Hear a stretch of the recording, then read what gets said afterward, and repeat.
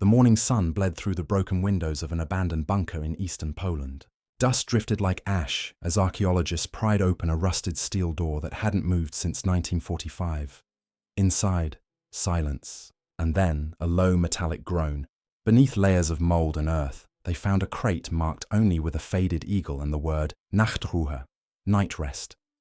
Inside were reels of film, maps and orders sealed with the insignia of the German High Command. What they uncovered next would rewrite everything historians thought they knew about the final days of the Third Reich, and the men who refused to let it die. Chapter 1. Operation Valkyrie's Forgotten Successor. Before the world tore itself apart, Europe was a continent of uneasy calm. In the cafes of Berlin, the sound of porcelain cups masked the quiet dread that had seeped into every conversation. The war was in its 6th brutal year, and though the propaganda still shouted victory, everyone knew the tide had turned. The Allied bombers came by night now, their engines a low hum that sent families scurrying into cellars and basements. The smell of damp concrete and coal smoke lingered everywhere. Yet behind the chaos, in offices sealed from public view, something far more calculated was being planned. Within the walls of the Bendler block, once the nerve center of the German army, men in crisp uniforms gathered around maps lit by the dull glow of desk lamps. They spoke in clipped tones, voices low, cautious. Among them were the remnants of Operation Valkyrie, officers who had once tried to end Hitler's rule and failed. The hangings that followed had silenced most dissent, but not all. Some still believed the Reich had to survive, not as a dream of conquest, but as an idea that could outlive defeat. They called it Nachtruhe, night rest, a quiet operation buried beneath the ruins of history. Across Europe, Germany's empire was collapsing. Soviet tanks rolled through the east, and the Western Allies advanced from Normandy. Every border, every road was closing in. Yet, amid retreat, trains still left Berlin under heavy guard, their cargo unlisted, their destinations classified. Civilians whispered of ghost convoys, vanishing into the Alps or the forests of Bohemia. In reality, these were the veins of a dying empire, carrying the last fragments of its secrets to places where no one would think to look. Gold, documents, experimental technology, and the names of those who were meant to survive. In London, Allied intelligence tried to piece together the fragments. MI6 analysts pored over intercepted radio traffic, but the signals were broken, the ciphers new and unreadable. What they did understand was that the Germans were burning their archives by the ton, destroying every trace of the war's true machinery. One operative described it in his diary. It's as if they're not just losing the war, they're erasing it. The Allies would later call it the silence before surrender, but it was more deliberate than that. Somewhere beneath the ashes of Berlin, orders had been given for a final operation, one that didn't end when the guns went quiet. Meanwhile, in the ruined cities, ordinary people tried to survive. Mothers bartered for bread, soldiers limped home from lost battles, and children scavenged through rubble for anything of worth. The Reich's radio still broadcast victory messages, but the voices were hollow. Few listened anymore. They knew what was coming. The front lines were gone. The war had become a hunt for survival. And yet, in the chaos, men with forged papers and new names were quietly leaving the country. Their routes were precise, their timing perfect. These were not deserters. They were operatives. To understand Nachtruhe, we must understand what these men feared.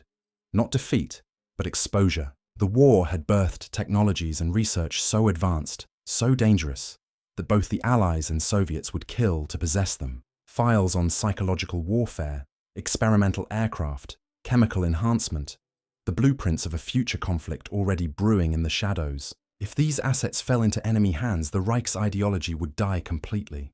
So, the plan was simple. Scatter the knowledge, bury the records, and wait for history to forget. As the spring of 1945 approached, Berlin became a city of whispers and false promises.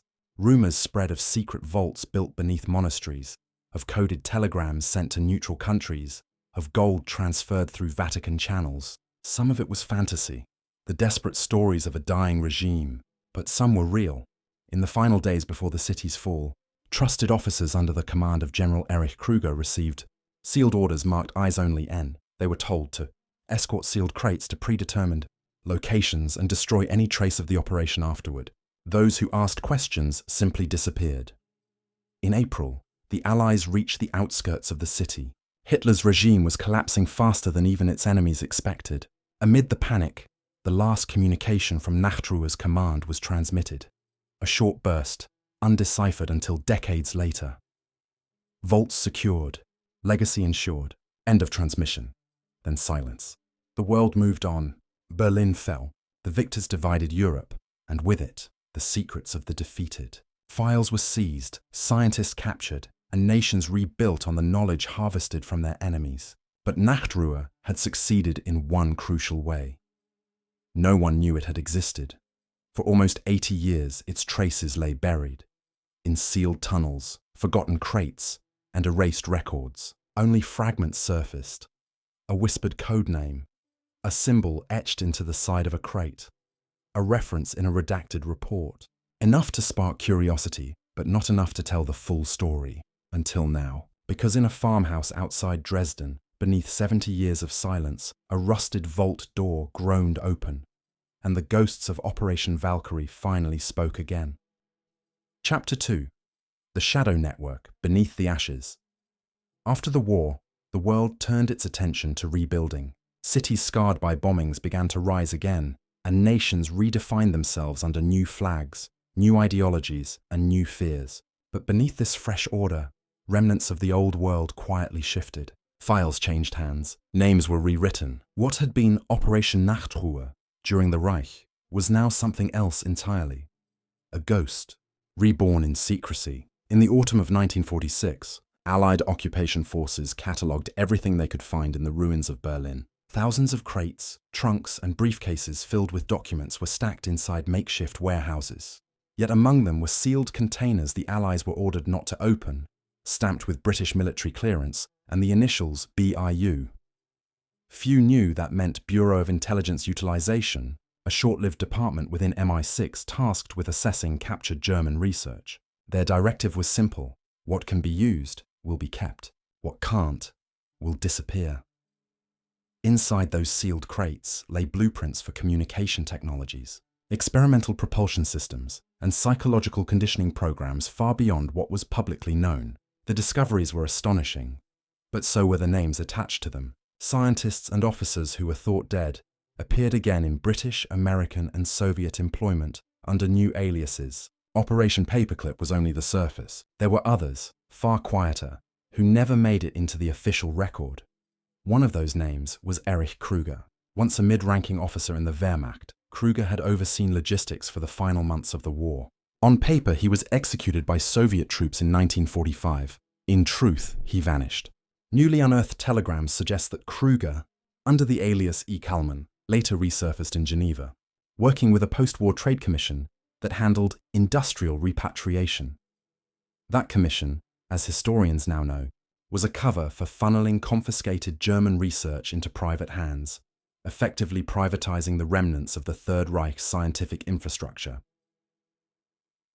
Across the Atlantic, similar things were happening. In the United States, the Pentagon's new Research and Development Board absorbed entire German teams under military supervision. Their focus wasn't only rocketry or aeronautics.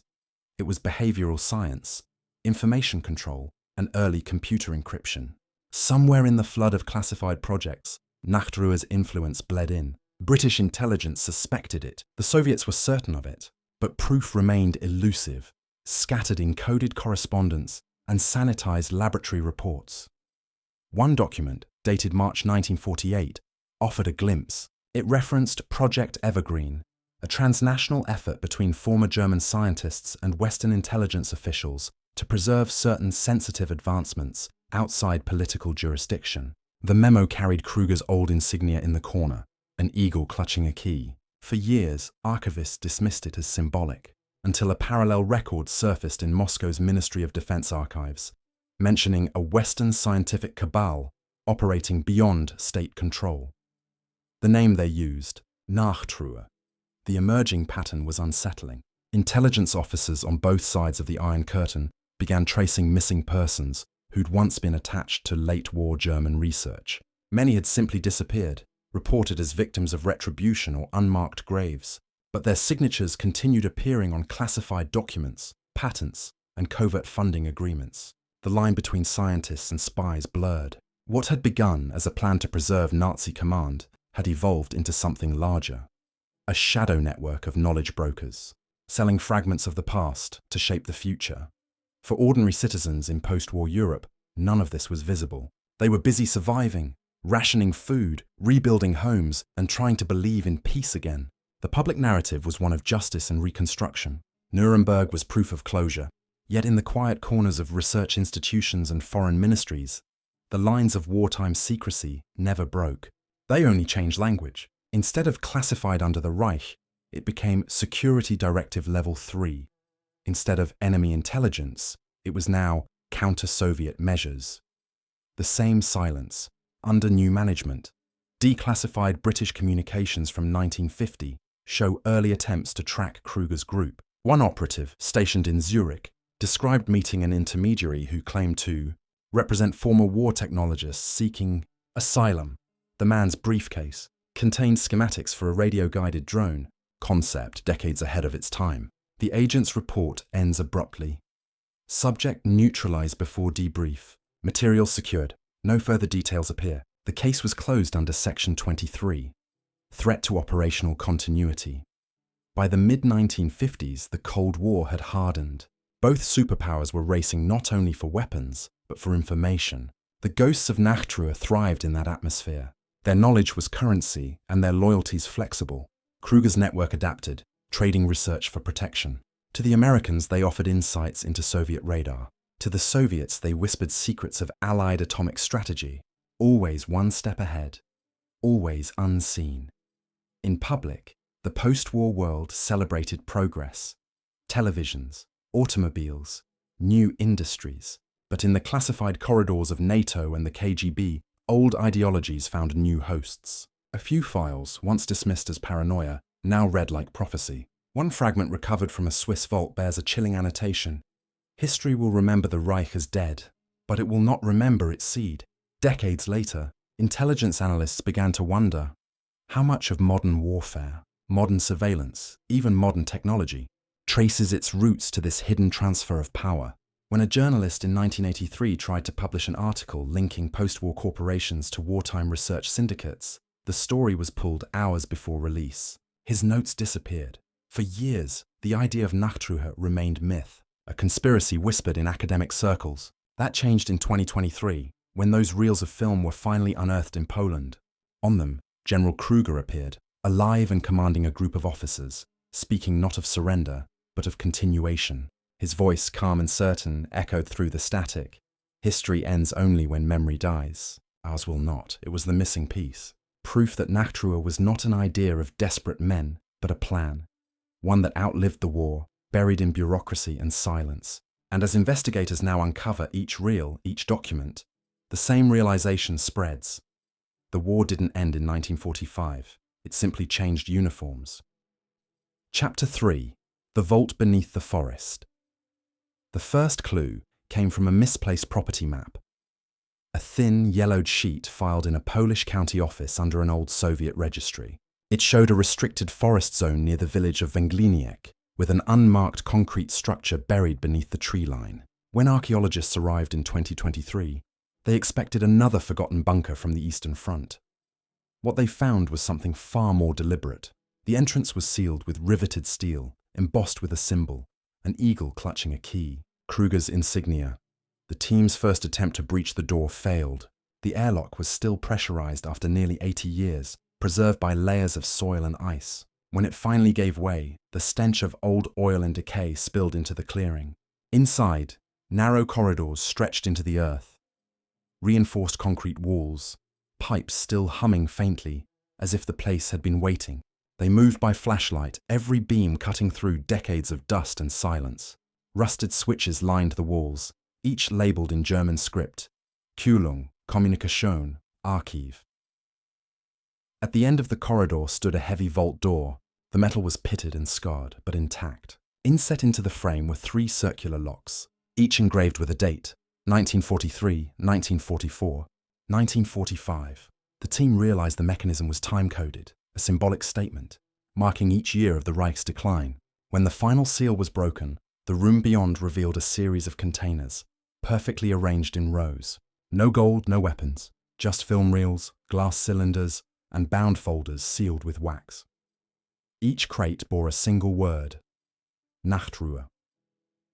Inside the first film reel, grainy black and white footage flickered to life. Men in uniform, faces half lit, moving through what appeared to be the same facility. One of them was unmistakably Kruger. He spoke calmly to the camera, his tone precise, almost rehearsed. "Should the fatherland fall," he said, "its future will not. Knowledge does not surrender." Behind him, engineers packed crates labeled Anlage 3 and Signal Versuch, terms long associated with radio and psychological testing. The discovery stunned historians. For years, rumors had circulated about secret German research into acoustic weaponry, devices that could manipulate behavior through sound frequencies. Most dismissed it as myth, but here, in this bunker, were diagrams detailing exactly that. Engineers had been experimenting with directed resonance, testing its effects on human perception and cognition. To modern experts, it was eerily similar to later Cold War experiments conducted by both the CIA and the KGB. The deeper they explored the vault, the stranger it became. One section contained rows of filing cabinets, each filled with meticulously catalogued data: heart rates, brain scans, written reactions. Many of the subjects were prisoners, their identities listed only as numbers. Some of the files had been copied in English, others in Cyrillic. This wasn't a German-only project. It had been continued after the war, by someone else. In the corner of the archive, a smaller safe held something different: correspondence, letters, receipts, and typed memos connecting the operation to post-war corporations in Zurich and New York. The letterhead bore the names of companies still active today: communications giants, defense contractors, firms that quietly shaped the infrastructure of the modern world. Every document hinted at an exchange, research in return for funding, protection, and silence. Then came the final reel. It showed the evacuation of the vault in April 1945. Soldiers moved crates onto trucks under cover of darkness. Kruger's voiceover accompanied the footage. "This is not defeat. This is transfer. The seed must survive." The trucks rolled into the forest, their taillights fading into fog. The camera lingered on one officer as he sealed the final door and stamped it shut. His face was pale, but his hands steady. He turned to the cameraman and said, "If they find this, the war never ended." By the time the film stopped, the research team was silent. One archaeologist later described the moment as standing inside a confession. The bunker wasn't a shelter. It was a time capsule, a deliberate message for whoever would open it next. The implication was chilling. The network had survived long enough to ensure its rediscovery. Over the next weeks, the vault became the center of a multinational investigation. Intelligence officers from at least 4 countries arrived quietly, setting up a perimeter and restricting access. The official explanation cited unexploded ordnance, but local residents saw convoys of armored vehicles leaving the forest at night. Unmarked trucks, satellite uplinks, whispers spread that not all the containers remained in Poland. Historians working with the recovered reels identified new faces. Men seen later in post-war industry conferences, NATO briefings, even early space research programs. The evidence suggested a continuity of personnel stretching decades beyond the Reich's fall. The thought was unbearable. What if Nachtruhe had not simply hidden itself, but had evolved, infiltrating legitimate systems of power? As the final artifacts were catalogued, one sealed envelope remained unopened. It was marked in Kruger's handwriting, "Für die Nachwelt," for posterity. Inside were pages of coded text. When decrypted, the message read, "History belongs to the victors, but memory belongs to the patient. We were both." That line became the haunting center of the investigation, because it wasn't just a reflection on the past, it was a warning. Nachtruhe had not been an act of desperation, it had been an investment in time. And as analysts reviewed each document, each connection to modern systems of surveillance and control, a realization grew that left even the most seasoned investigators unsettled. The legacy of the Reich had not been buried in the forest. It had been absorbed, reborn through the very institutions that claimed to destroy it. When the vault was resealed months later, no one spoke publicly about what had been found, but those who entered that bunker all described the same lingering feeling. that the silence inside wasn't emptiness, it was waiting. Chapter 4: Echoes of the Vanished. By the time the vault was sealed again, its story had already spread in fragments, whispered between journalists, archivists, and a handful of intelligence officers who knew too much to sleep soundly. The official report, redacted almost to illegibility, stated that the site had no strategic or scientific value, but that lie couldn't bury the unease left behind.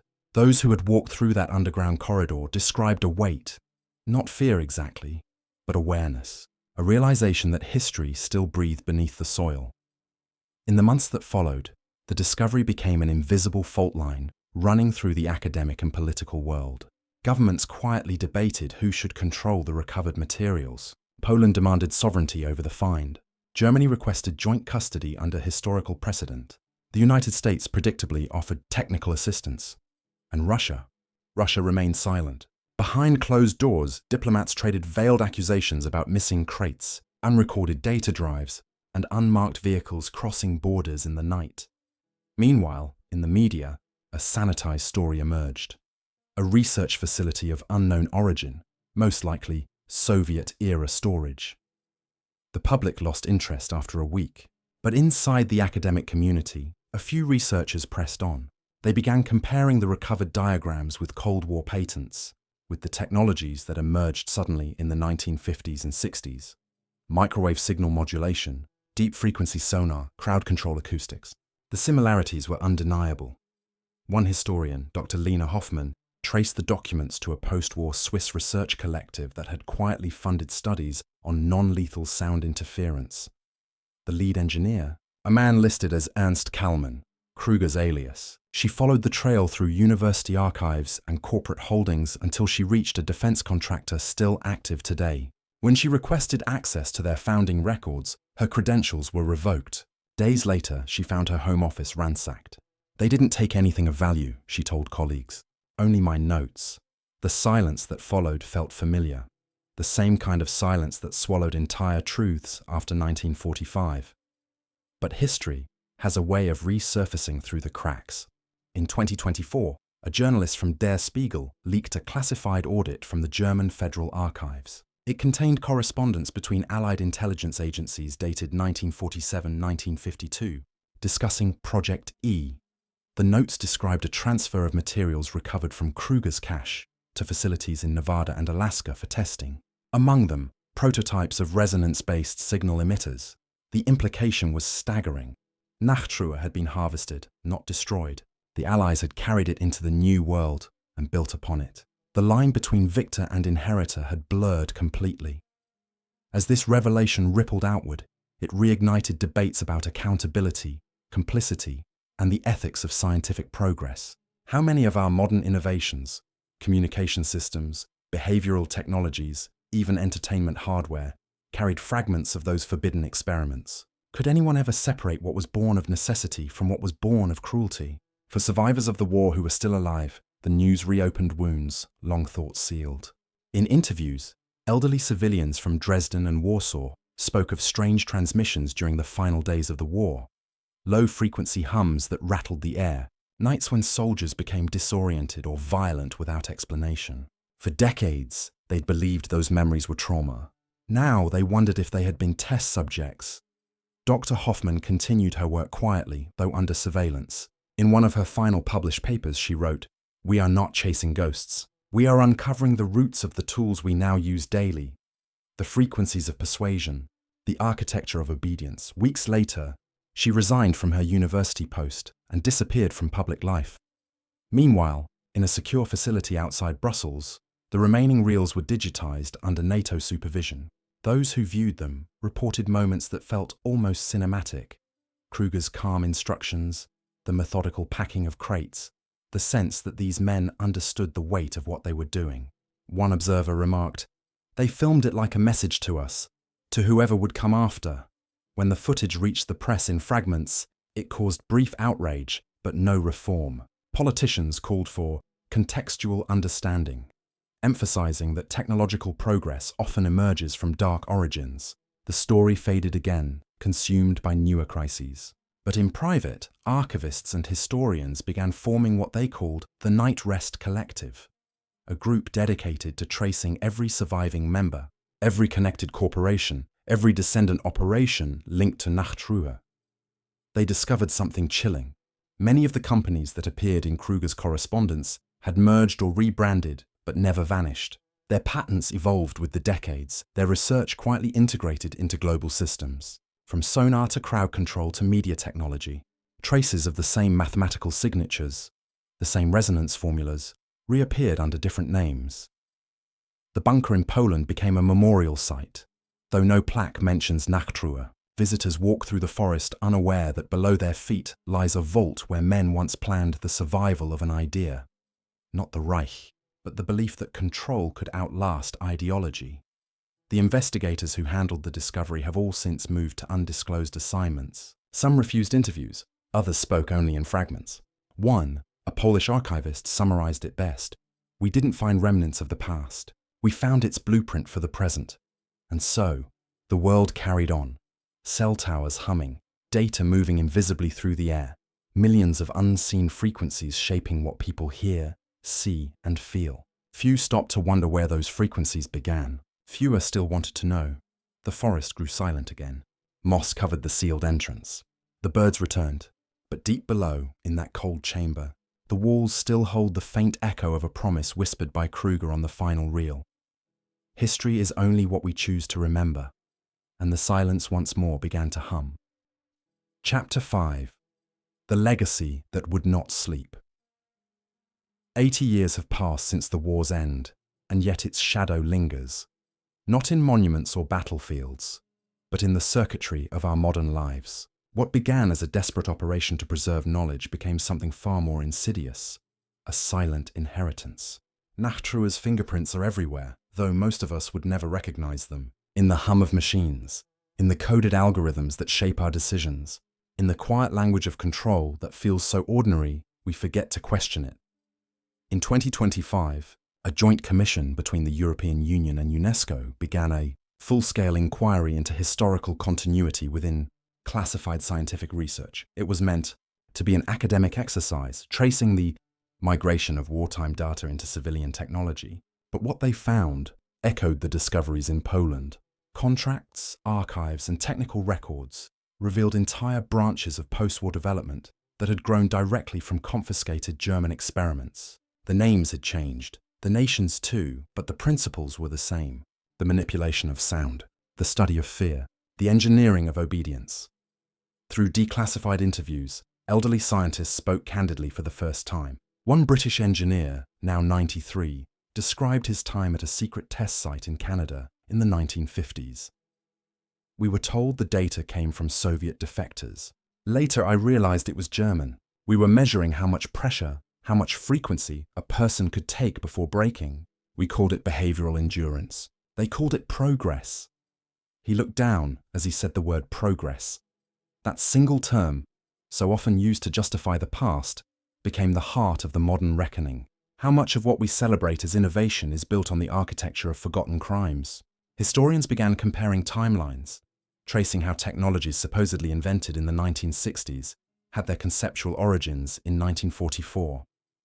Communications theory, resonance control, early computing, all carried the same invisible DNA. Nachtruhe's promise had been fulfilled. The legacy had survived, not through ideology, but through application. Yet even now, the human element remains the most haunting. Letters found in the vault reveal that Kruger and his men believed they were securing the future of civilization, not for conquest, but for preservation. They saw knowledge as power, and power as the only safeguard against chaos. That logic still resonates today in every government that hoards data, every corporation that mines human behavior for prediction. The language has changed, but the philosophy endures. Control ensures order. A generation raised in peace may not feel the tremors of that past, but they live within its aftershock. The tools built to command loyalty now shape opinions, market behavior, even memory itself. It is easy to dismiss the link, to say the digital age has no connection to the war-torn laboratories of 1945. But open a file, trace a patent, follow the chain of research, and the lineage reveals itself. The night's rest never truly ended. It only evolved into a waking dream. In an interview conducted for the final report, Dr. Lena Hoffman, who re-emerged briefly to testify, spoke quietly, her voice steady, but tired. "When I first opened Kruger's papers," she said, "I thought I was studying history. I realize now I was studying infrastructure, the skeleton beneath our reality." She paused, and the room fell silent. Then she added, "If the past built our present, we must decide what our present will build next." Her words struck a chord with the investigators. The inquiry concluded without assigning guilt. Too many names had been erased, too many records lost or rewritten, but it left a final note. An acknowledgement that history is not a closed chapter, but an active network of decisions that never stop resonating. The past does not rest. It reverberates. Today, the bunker near Vanglinek remains sealed under government protection. The forest has reclaimed it, moss covering the concrete, roots wrapping around rusted steel. No signs mark the site, but local children whisper about it on foggy nights, saying the ground hums when the wind passes low. Scientists dismiss it as wind resonance through the tunnels, but those who have heard it say it sounds almost mechanical, rhythmic, as if the vault itself were breathing. And so, the story of Operation Valkyrie's forgotten successor ends not with an explosion, nor a revelation, but with a question. How much of what we call progress was born from fear? How much of our peace is built upon silence? The voices of the past are faint now, buried under generations of new noise. But every now and then, in the hum of machines or the echo of a forgotten recording, the line between past and present blurs once more. Somewhere in the archives, Kruger's words still wait on the final reel. The last flicker before the film burns out. Knowledge does not surrender, and as the sound fades to static, the truth lingers. That the night never truly rested. It only learned how to whisper,